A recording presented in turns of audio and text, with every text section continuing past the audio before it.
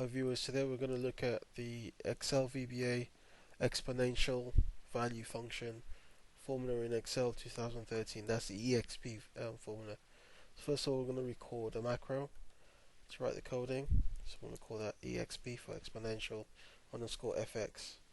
Click on OK. I'm going to stop running it, and then I'm going to go to View Macros in the View tab and the macro section of Excel 2013. I'm going to click on Edit.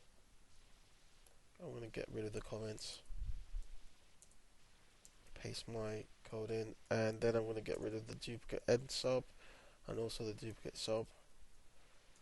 And before every line of code, I normally put in the my error handling clause, which is on error resume next.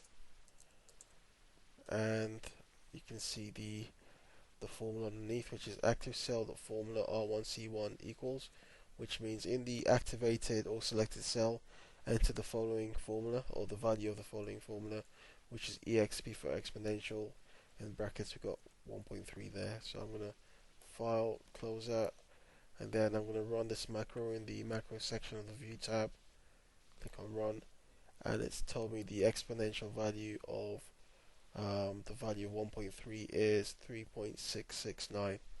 So that's the EXP function or exponential value function in Excel 2013.